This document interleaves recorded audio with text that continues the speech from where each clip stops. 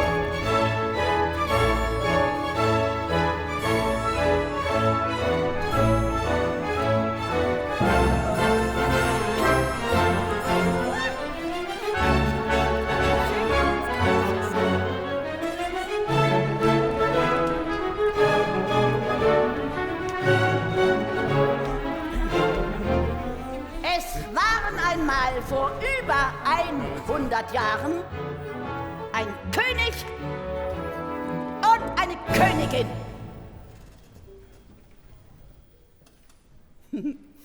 Die hatten alles, was man sich nur vorstellen kann und noch viel mehr.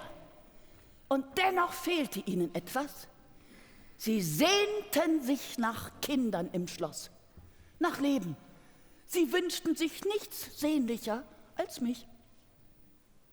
Ich erinnere noch meinen Vater, den König, wie er mich mit Witzen herbeizuwünschen versuchte.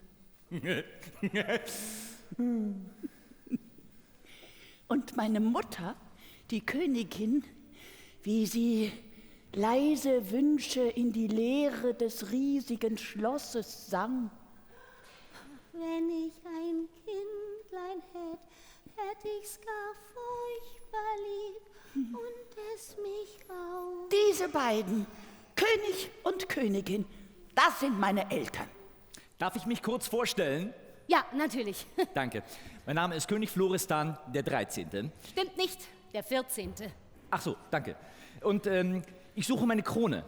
Das Blaue mit den Zacken, das ich normalerweise auf dem Kopf habe. Habt ihr das irgendwo gesehen? Auf deinem Kopf? Auf seinem Kopf? Jetzt hör doch mal hin. Psst, jetzt bitte nur ein Kind. Ja. Auf seinem eigenen Kopf. Sehr gut. Ach so, ja, das ist natürlich... Moment, also... Ja. Sag doch du auch mal was, Schatz. Ja, Kinder sind so schlau. Mein Name ist Königin Lea. Es freut mich sehr, Sie alle hier so zahlreich begrüßen zu dürfen. Vor allem die ganz Kleinen, die Kinder. Und ich bin Prinzessin Aurora. Jetzt bin ich schon alt, ihr habt es ja gehört. Aber es gab eine Zeit, da war ich noch gar nicht da. Außer im Wunsch meiner Eltern. Wenn ich ein Kindlein Endlich! Nach jahrelangem Warten wurde nun dieser sehnlichste Wunsch erfüllt. Und meine Mutter, die Königin, brachte mich als Prinzessin Aurora auf die Welt. Und, oh, Entschuldigung. Mir ist ganz komisch. Lass, bitte. Oh, ich glaube, wir bekommen ein Kind. Ich glaube, ich bekomme ein Kind. Falscher Alarm. Nein! Oh, doch! Ja! Jetzt! Oh Gott!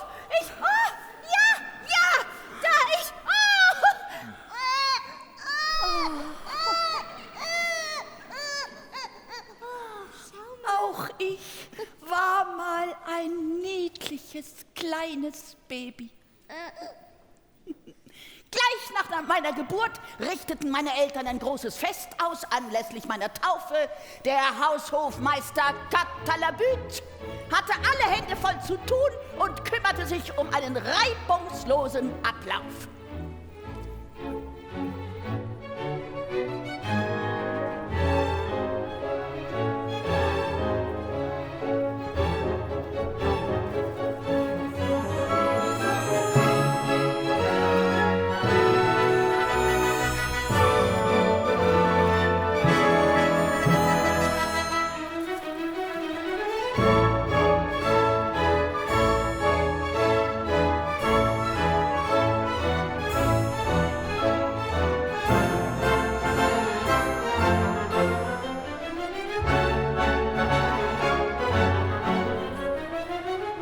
Zur Taufe luden meine Eltern Gäste ein aus aller Welt und 5 Feen. 5 Feen. Die sollten mich mit den Eigenschaften beschenken, die sich meine Eltern für mich wünschten. Darf ich vorstellen? Candide, Fee der Kristallquelle.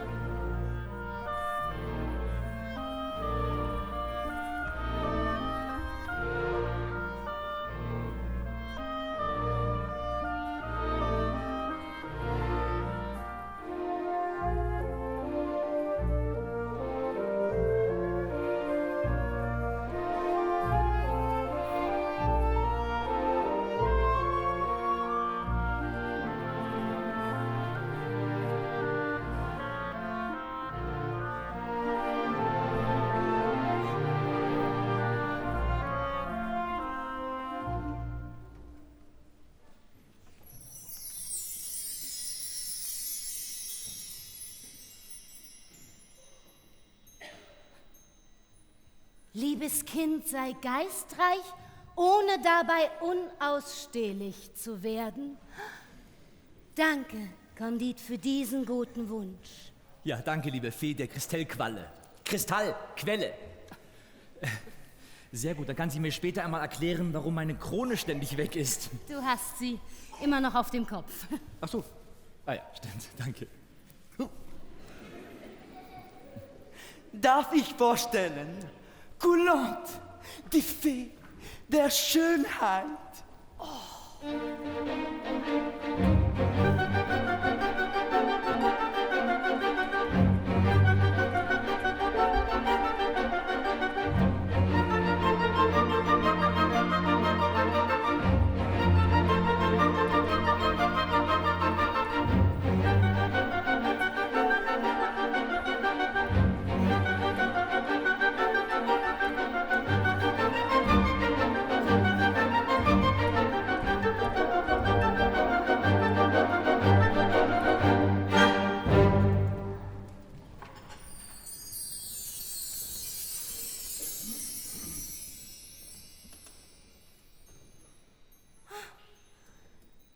Dein Wunsch, dass unsere Tochter den schönsten Charakter der Welt haben soll, rührt mich beinahe zu Tränen.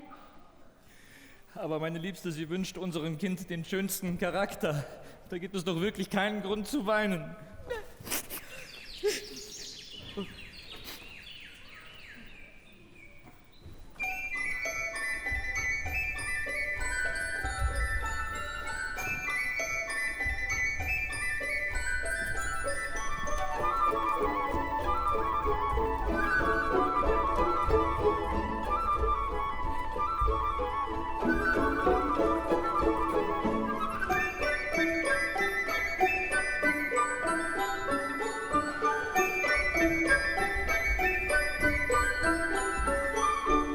Darf ich vorstellen, die Fee der Singvögel.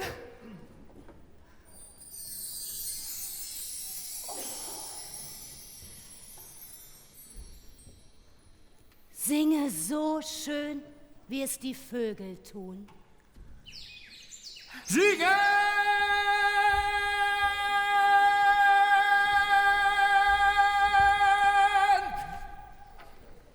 Auch gut. Hier kommt die Fee des goldenen Beins mit Namen Violett.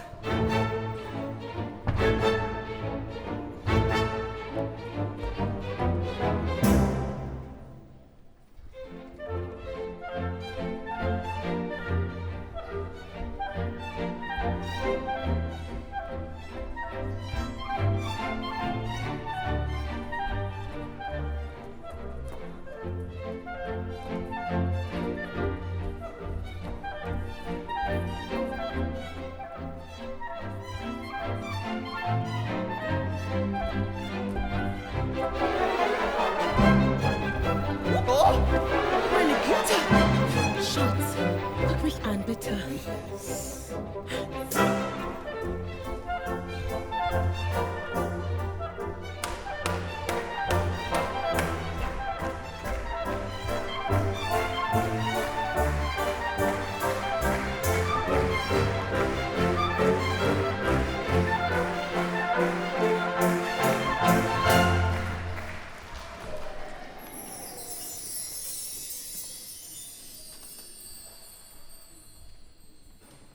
Alle Tänze sollst du gleich so toll tanzen, als hättest du nie etwas anderes getan.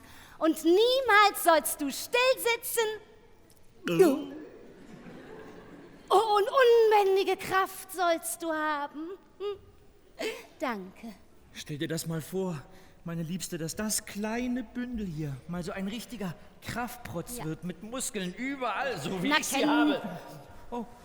Eure königliche Durchlaucht, die Fliederfee.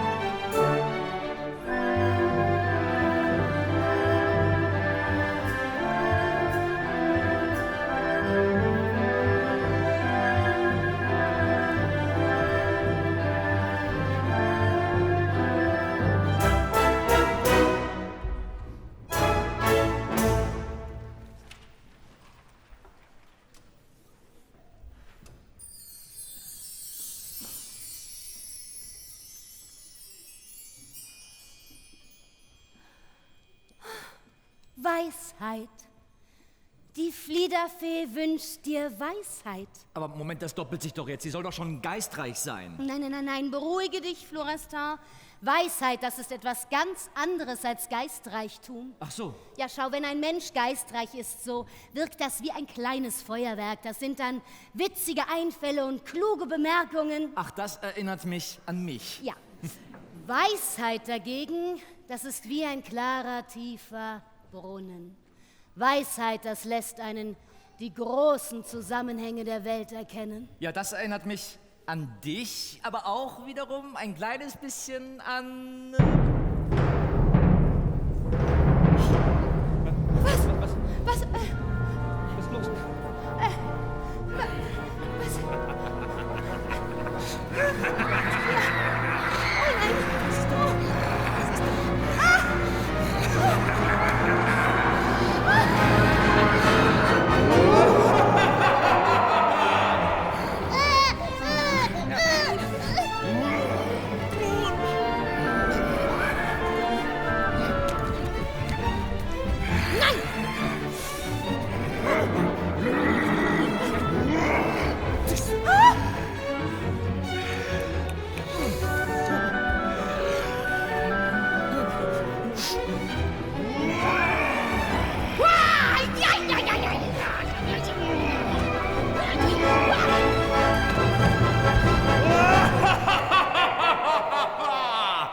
Ihr habt mich nicht eingeladen. Ihr habt mich vergessen. Und jetzt bin ich wütend. Ich bin so wütend.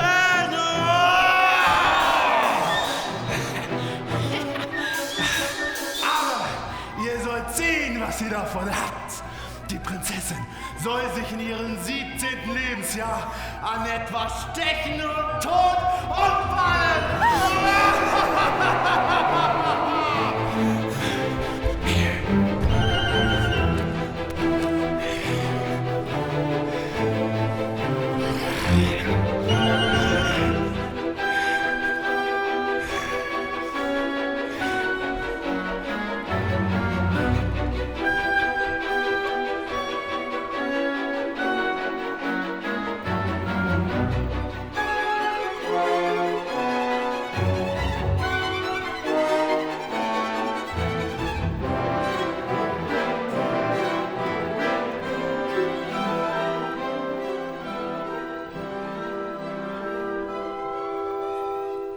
Dieser Wunsch erfüllte die ganze Gesellschaft mit Entsetzen. Alles schrie und jammerte. Es war fürchterlich. Aber die Fliederfee beruhigte wieder alle, besonders meine Eltern. Und sie sagte... Ich weiß noch, was sie sagte. Sie sagte nur ruhig. Beruhigt euch alle, Herr König und Frau Königin, Ich hab noch was zu sagen. Ich kann zwar den bösen Fluch nicht ungeschehen machen, sagte sie, aber ich bin ja schließlich die Fliederfee, sagte sie. Ich kann den Fluch lindern. Ja, und dann sagte sie, so soll die Prinzessin nicht sterben. Sondern in einen tiefen, 100 Jahre dauernden Schlaf versinken. 100 Jahre Schlaf. Aber dann sagte sie noch, dass sie nach diesen 100 Jahren erlöst werden wird. Ja. Hörst du, mein Herz? Sie wird wieder erwachen. Sie wird wieder erwachen.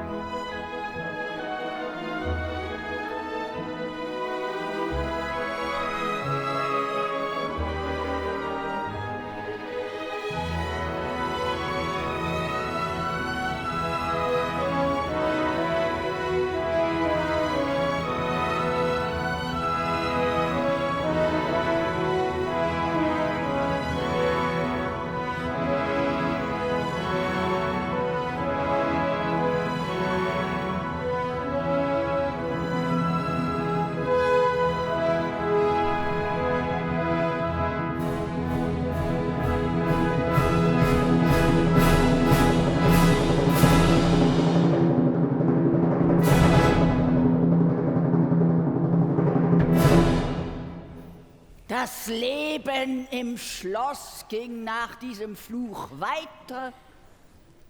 Ich wuchs und gedieh. Alle guten Wünsche gingen in Erfüllung.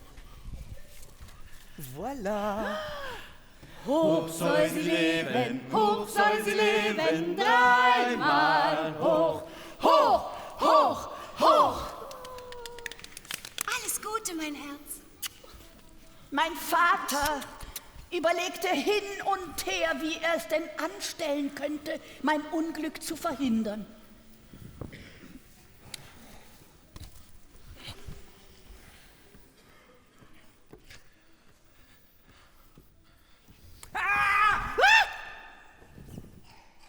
Gefahr! Schließlich erließ er ein Gesetz, das im ganzen Reich den Umgang mit jeglichem spitzen Gegenstand oder gar mit Nadeln aufs Strengste untersagte. Und sobald dieses Gesetz erlassen war, beruhigten sich meine Eltern wieder. Sie verließen sich auf die Beamten und die Menschen im Reich und wir verbrachten ein glückliches Leben.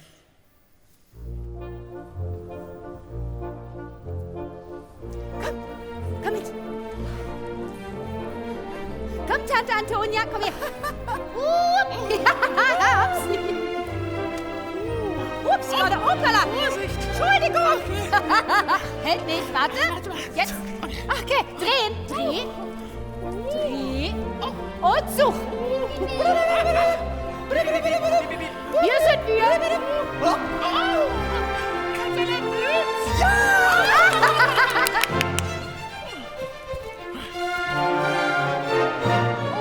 drehen.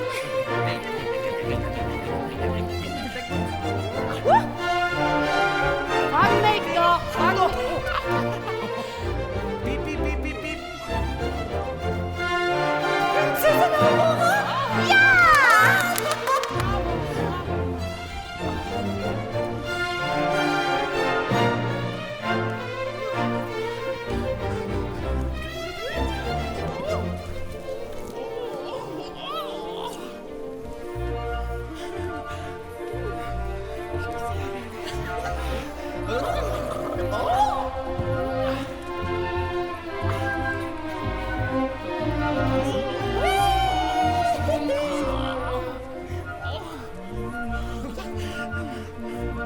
Sehr gut.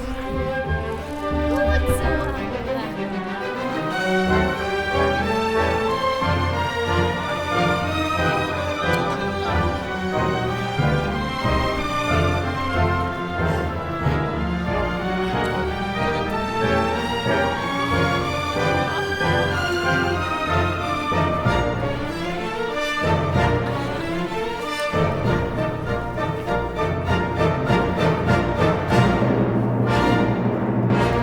Dann kam der große Tag, an dem ich 17 wurde.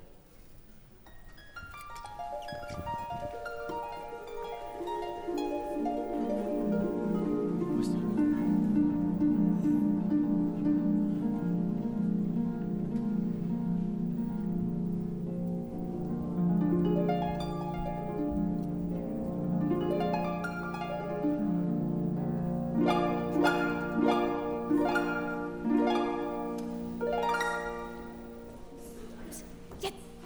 Lella. Ja, komm. Achtung. Psst. Tante fehlt noch. Tante. Beeil dich doch ein bisschen. Komm, schnell. Psst. So, Hoch soll sie leben, hoch soll sie leben, dreimal hoch, hoch, hoch, hoch. Alles Gute, mein Lieblingskind, zu deinem 17. Geburtstag. Mein Liebling, mein Schnuffelmäuschen, mein Goldherzchen, mein Sonnenglanz, mein liebes Kind, mein Rosenpups und Hasenduft. Ich habe hier diese wunderschöne Blume, habe ich extra gepflückt. Und die ist nur für dich. Und jetzt gehe ich noch ein Stündchen los, was sage ich, ein Minütchen, um dein Geschenk abzuholen. Ah ja, okay. Bis gleich. Klar. Hier, Entschuldigung, Florestan, du, lass mich bitte nicht allein. Du weißt, der Fluch. Ich bin nur ein Sekündchen weg. Ein Sekündchen.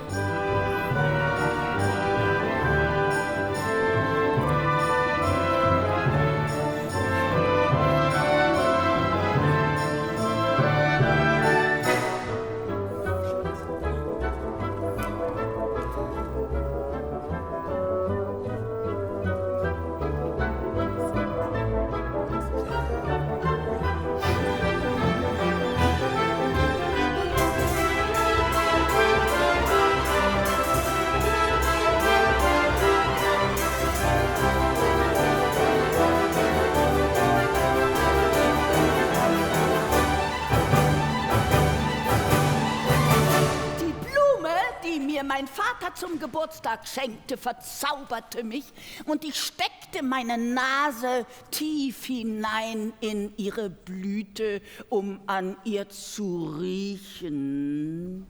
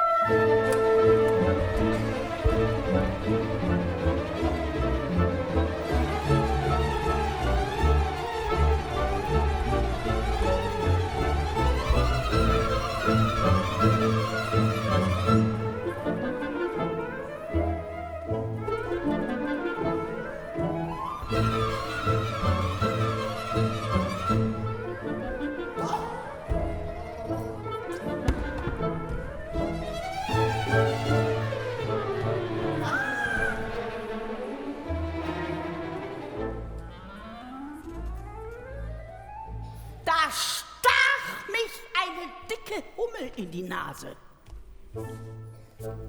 Ich fiel um und sank in einen tiefen, tiefen Schlaf. Oh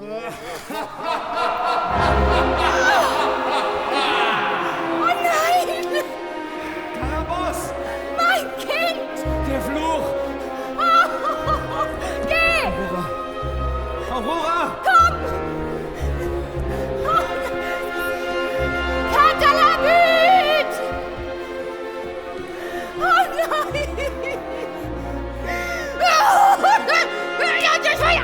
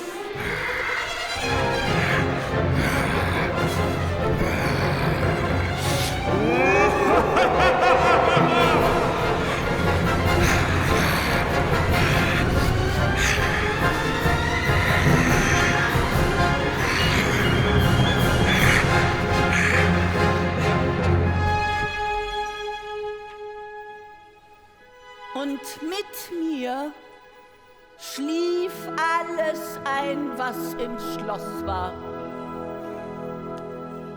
Die Beamten, die Hunde, die Katzen,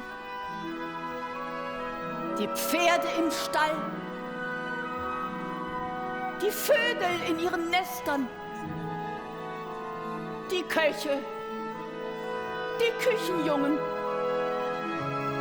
sogar das Wasser im Springbrunnen,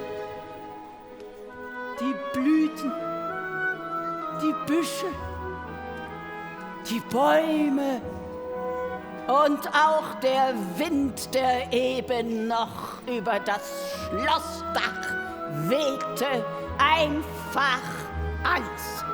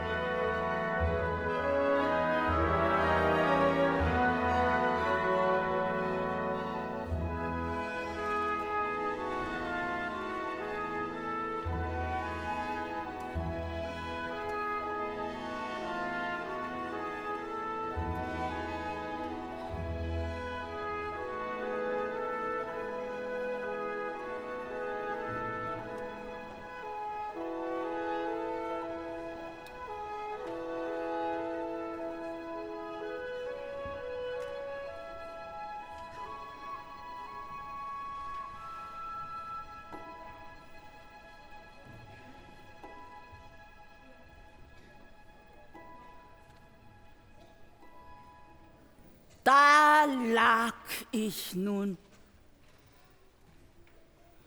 Ich schlief und schlief. 100 Jahre lang. Ich kann euch was erzählen vom Schlaf. Denn obwohl ich ganz still dalag, ging ich auf eine Reise in eine geheimnisvolle Welt. Meine Gedanken reisten. Alles war gut. Ich konnte fliegen. Im Traum konnte ich alles sein. Ich konnte Farben riechen. Ich war nie hungrig oder durstig. Der Schlaf war ein Zauber, der mir eine Brücke baute von einer Welt in eine andere. Und ich glaube, das kennt ihr auch. Denn wenn ihr am Abend einschlaft, ist die Welt am nächsten Morgen eine andere, wenn ihr wieder aufwacht. Zeit ist vergangen. Die Erde hat sich einmal um sich selbst gedreht, während ihr geschlafen habt. Und genauso war das auch bei mir. Nur 100 Jahre lang.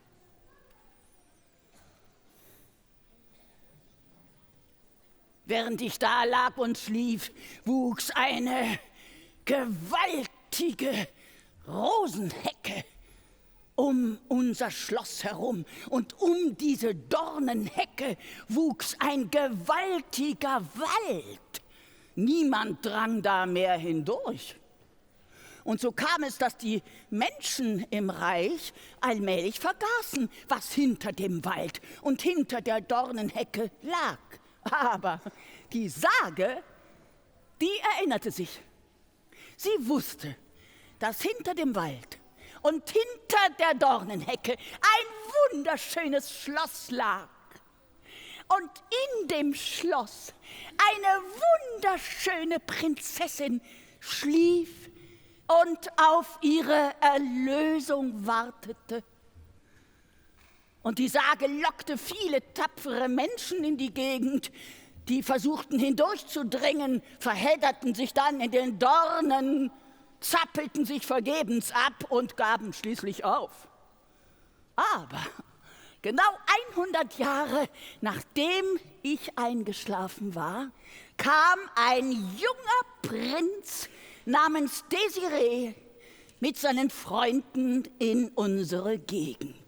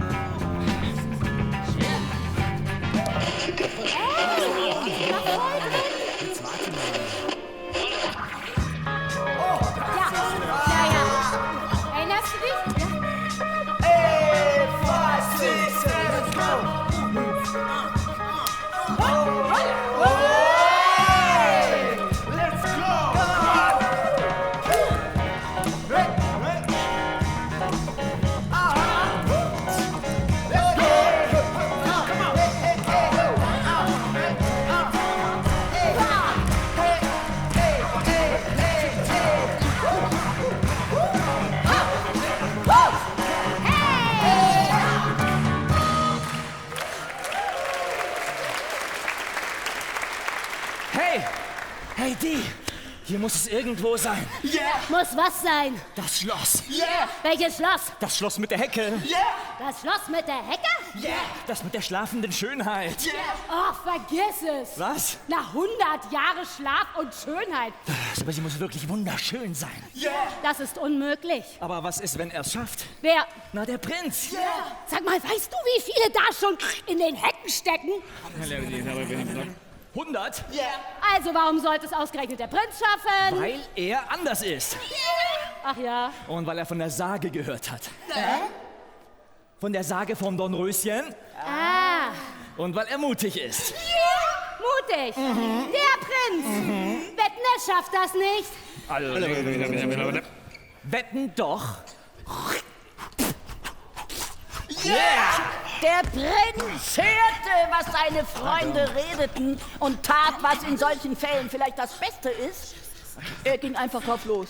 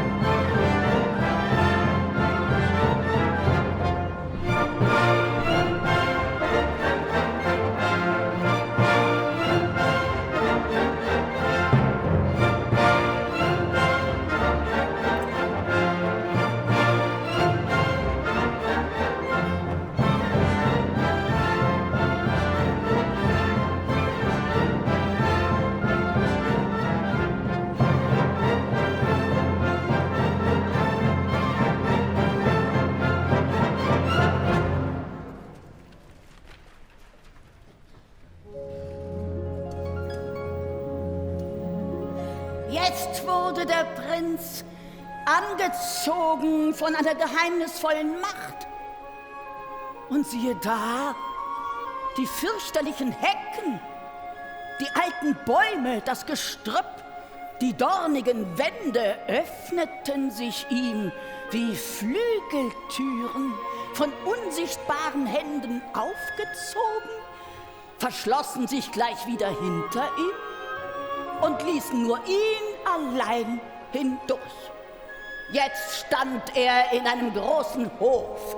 An dessen Ende sah er eine Treppe, die stieg er hinauf, befand sich in einem wunderschönen Schlosssaal, durchquerte den, kam in einen zweiten, der war noch schöner und es zog ihn mächtig weiter aus den Sälen in die Gemächer, die alle geschmückt waren mit Gold und Purpur. Und als er mein Zimmer betrat, erfüllte sich dies mit gleißendem Licht. Und da erblickte er mich, das Dornröschen.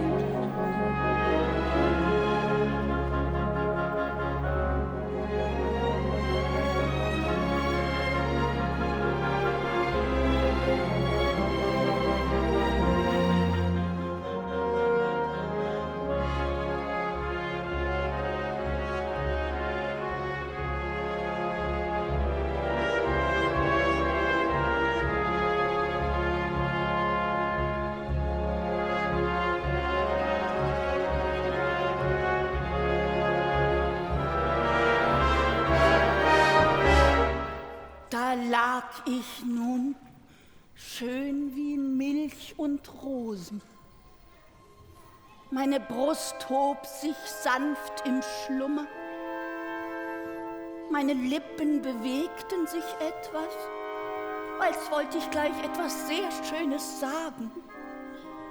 Aber meine Nase war noch immer dick angeschwollen, denn ich hatte mit dem Stich der Hummel geschlafen.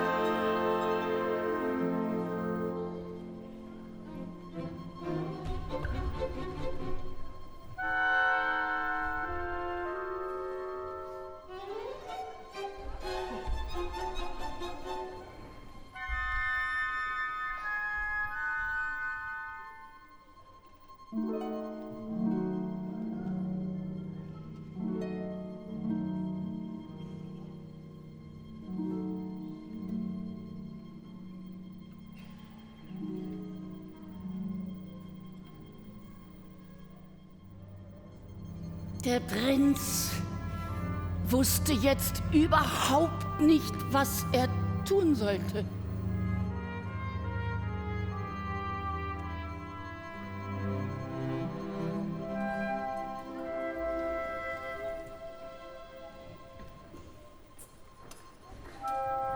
Wohl eine Ewigkeit stand er so da.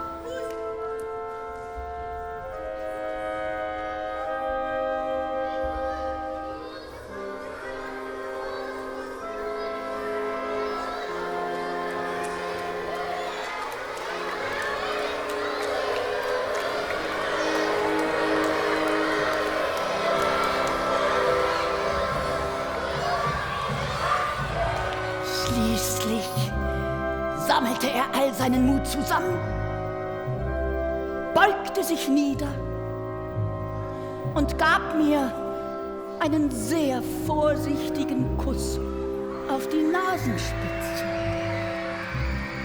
Ich blinzelte, schlug meine Augen auf,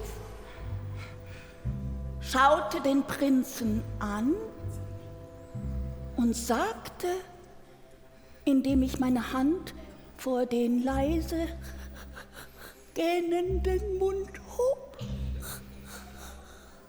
Das sind Sie ja. Sie haben lang auf sich warten lassen, um mich zu erlösen. Sind Sie vielleicht ein Prinz?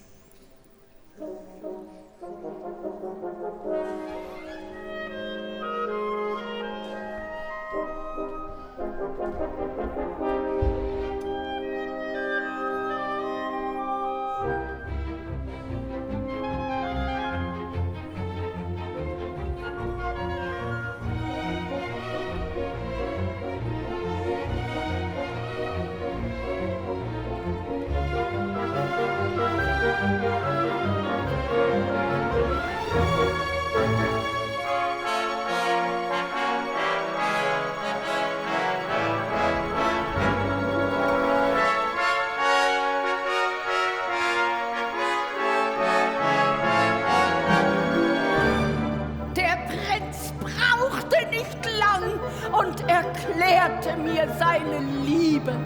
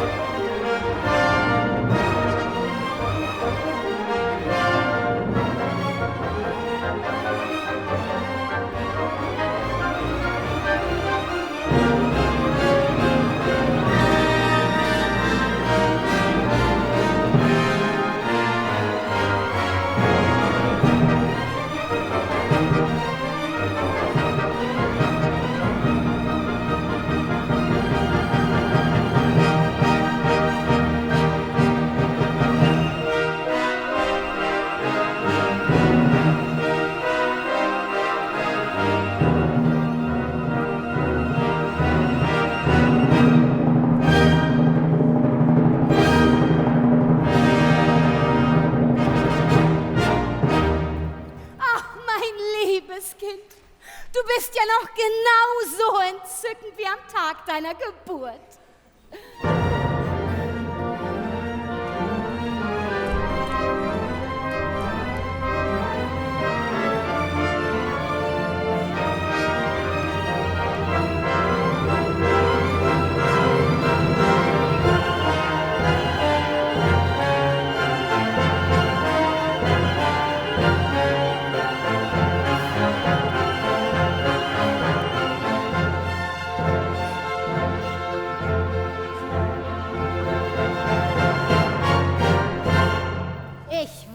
es doch.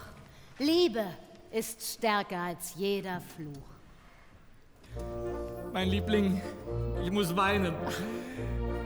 Ich habe den längsten Mittagsschlaf in der Geschichte gemacht. Was gibt's denn zu essen? Ja, meine Eltern kündigten ein großes Festessen an. Der Prinz führte mich am Arm in den Spiegelsaal, wo alle schon versammelt waren, köstliche Speisen aufgetragen wurden. Alle feierten.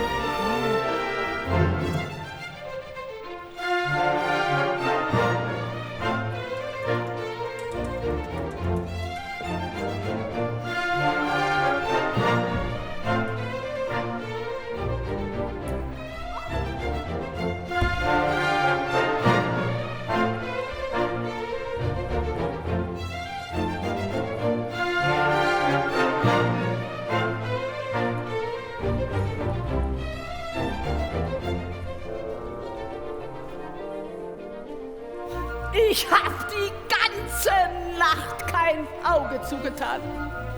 Geschlafen hatte ich ja jetzt genug. Ich tanzte mit meinem Prinzen die ganze Nacht und feierte mit allen Gästen.